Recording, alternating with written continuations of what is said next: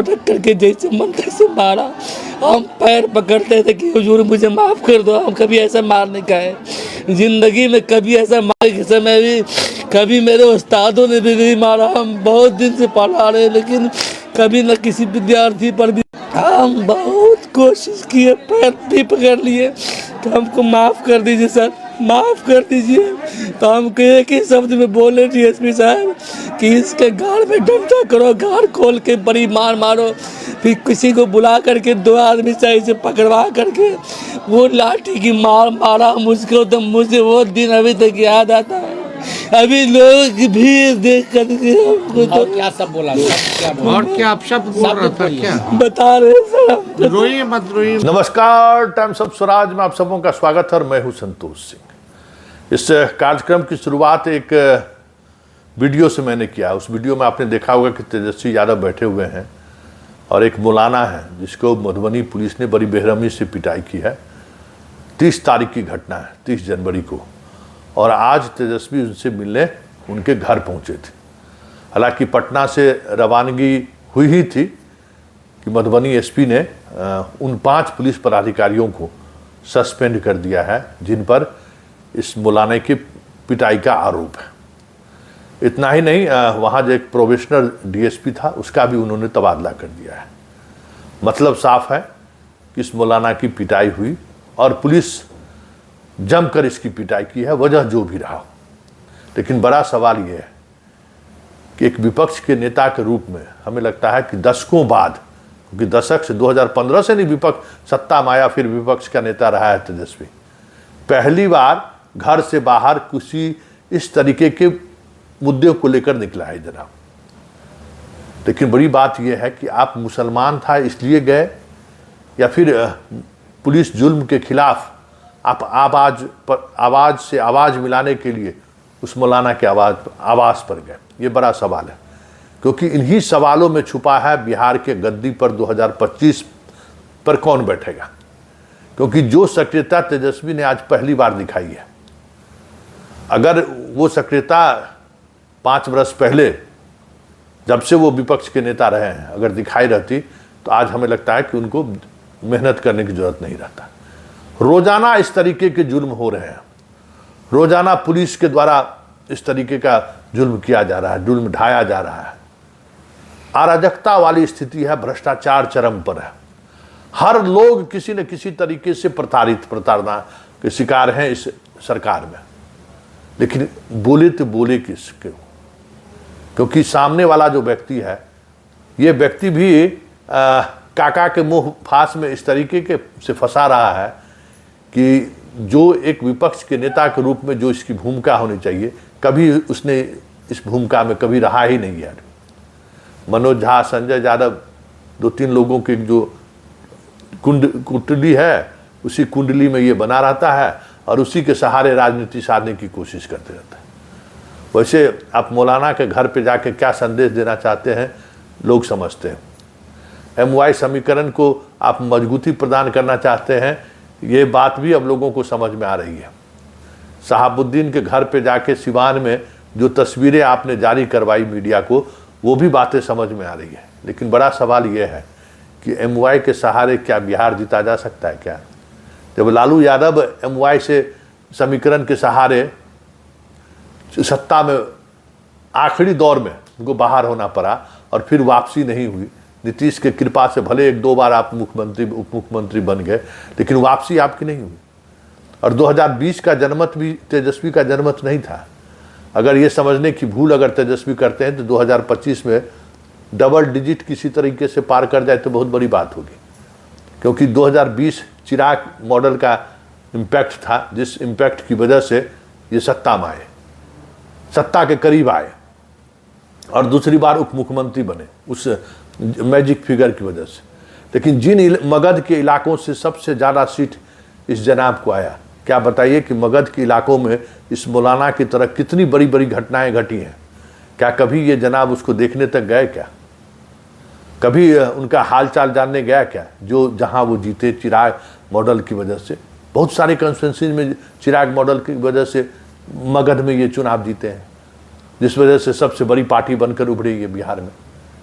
लेकिन बड़ी बात यह है, जो समझने की बात है, कि ये तेजस्वी जो आज दिखा है, इसका इम्पैक्ट कितना पड़ेगा कहना मुश्किल है, क्योंकि तत्काल आप गए हैं, उसका इम्पैक्ट क्या पड़ेगा कहना मुश्किल है। लेकिन ये अगर प्रवृत्ति अगर आप बनाए रहते हैं, 2025 के चुनाव में अभी कई महीने वक्त आया है, ये प्रवृत्ति अगर आप बनाए रहते हैं तो फिर आपको काफ़ी सकारात्मक वोट मिल सकता है।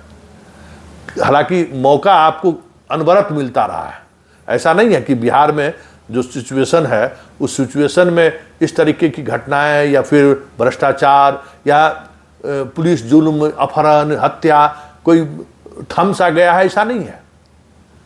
लेकिन आप उस अवसर का कभी लाभ उठाते हुए नहीं दिखे। बीपीएससी वाले आंदोलन में भी एक बड़ा अवसर आपको मिला, तो आप चर्चा से गलबगियां लगाते हुए इस उम्मीद में बैठे रहे कि बीजेपी से हटेंगे तो हम सरकार में आ जाएंगे। तो ये कहीं न कहीं ये जो बातें हैं ना, वो बातें आपको कहीं न कहीं 2025 के चुनाव में सत्ता के दहलीज पर तो छोड़ दीजिए, सत्ता के आसपास के मैजिक फिगर को छोड़ दीजिए, एक एक विधायक को जिताने में आपको परेशानी होगी, क्योंकि लोगों ने आपको बहुत सारा, ढेर सारा मौका दिया है। 10 वर्ष राजनीति में बहुत बड़ी बात होती है तेजस्वी जी। उम्र कोई मतलब नहीं रखता है कि अगर आप ये सोच रहे हैं कि अभी तो हमारे उम्र बचा हुआ, हम 35 साल के हुए हैं, अभी तो हमारी पूरी जिंदगी बची हुई है, तो ये आप भ्रम में जी रहे हैं। आप महत्वपूर्ण 10 वर्ष लुटा चुके हैं, जहां आप सत्ता के शिखर के आसपास पहुंच चुके हैं। अब आपके ढलान का वक्त आ गया है, और उस ढलान के वक्त में बिहार ने कई मौका आपको दिया, आपकी वापसी की कई ऐसे गुंजाइश था जहां से आप कम बैक कर सकते थे, लेकिन कभी आपने उस तरफ देखा तक नहीं। सत्ता का जो मद तो अलग छोड़िए, एक विपक्ष के नेता या लालू के विरासत को भी आप कभी संभालते हुए नहीं दिखे। आप अपने विधायक से नहीं मिलते, पार्टी कार्यकर्ताओं से तो मिलना दूर है। आप ट्विटर की राजनीति करते हैं, जो राजनीति क्षेत्रीय दल के लिए जो है सो कभी माकूल नहीं रहा है। बीजेपी के पास आईटी सेल है, बीजेपी का अगर ट्विटर करता है तो उसके प्रखंड नहीं, पंचायत स्तर के कार्यकर्ता उस ट्विटर को रीट्वीट करते हैं। आपके यहाँ वो बात नहीं है, ना आप उस राजनीति के काबिल हैं, क्योंकि आपका वोटर वो नहीं है। लेकिन उन सब से इतर जो सबसे महत्वपूर्ण बात है, जिन बातों को समझने की जरूरत है, और बार बार हम कह रहे हैं कि आज जो तेवर में तेजस्वी दिखे, अगर वो तेवर पहले से बनाए रहते, इसी तरीके से घटना घटने पर अगर वो जाते रहते, लोगों के साथ मिलते रहे, चाहे वो किसी भी जाति धर्म का आदमी क्यों न हो। सुशील मोदी कभी अपनी पूरी सियासत जिंदगी में नेता प्रतिपक्ष के रूप में, चाहे वो यादव की भी हत्या हुई हो, मुसलमानों की भी हत्या हुई हो, अपहरण हुआ हो, हर किसी के यहाँ वो जरूर जाते थे। कभी वो समीकरण नहीं देखते थे, क्योंकि उस राजनीति को उसी के सहारे वो साधते थे। हमें लगता है कि नेता प्रतिपक्ष के रूप में ये अवसर तेजस्वी ने गवाया है। वैसे आज जिस तरीके से उन्होंने मौलाना के घर पहुंचकर हमदर्दी जताने की कोशिश की है, ये हमदर्दी कितना लाभ इनको पहुंचाएगा ये तो आने वाले वक्त में पता चलेगा। लेकिन इतना तय है कि इस तरीके की सियासत अगर ये चंद महीने जारी रखें तो ये सरकार इतनी कमज़ोर है, नीतीश इतने कमज़ोर हो चुके हैं, और बीजेपी में वो अब ताकत है ही नहीं। तो सच कहिए, तेजस्वी चंद महीने में ही उस ऊंचाई को प्राप्त कर सकते हैं जो एक नेता प्रतिपक्ष के लिए लोग उम्मीद करते हैं। क्योंकि और सरकार भी दबाव में है, ऐसा नहीं है। 5 पुलिस कर्मियों का जो निलंबन हुआ है, तुरंत संकेत है कि सुशील मोदी के समय में तो लालू यादव नोटिस तक नहीं लेता था। कोई घटना घट गई, नोटिस नहीं लेना है।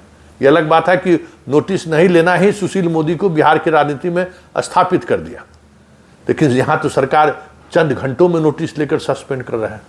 तो जैसे ही तेजस्वी अगर मुद्दों को उठाए और इसी तरीके से मुद्दों को उठाएगा, तो सच कहिए ये सरकार इतनी कमज़ोर है ना, तेजस्वी का हर बात को मानने पर मजबूर होगी सरकार। आप देख लीजिए ना, जो सवाल तेजस्वी हाल के दिनों में उठाया है, देखिए सरकार के पसीने छूट जा रहे हैं। ये अलग बात है कि तेजस्वी के साथ जो संवादहीनता की स्थिति कार्यकर्ताओं का है, नेताओं का है, विधायकों का है, उसका लाभ जदयू उठा रहे हैं। और चेहरा दिखाएंगे तो ये शक्ति यादव जैसे लोगों का ही चेहरा लेकर सामने आएंगे।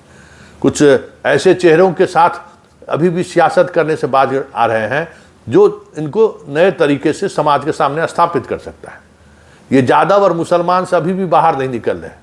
जो इनके सत्ता से जो इतनी दूरी बनी हुई है उसका वजह यही दो है। देखिए आगे आगे होता है क्या, लेकिन इतना तय मानिए कि ये स्थिति बनी रही और जिस तरीके से तेजस्वी बाहर निकला है, अगर लगातार बिहार की घटनाओं में इस तरीके से तेजस्वी बाहर निकलते रह गए, मुख्यमंत्री तय मानिए कि नीतीश कुमार की वो बातें जो आप कही जा रही हैं ना, जो हम कह रहे हैं बार बार, उनके लिए बहुत मुश्किल होगा। क्योंकि अभी अफसरशाह के सहारे सरकार चला रहे हैं। और डी की जैसी चर्चा की डी टैक्स का देखिए क्या स्थिति है, किस तरीके से प्रशासनिक महकमे में खलबली मच गई है। बस सवाल उठाने की देरी है। तेजस्वी सिर्फ सवाल उठाना शुरू कर दे, सच कहिए कि नीतीश सरकार में अब वो दम नहीं है कि उसके सवालों का जवाब भी ठीक से वो दे सके।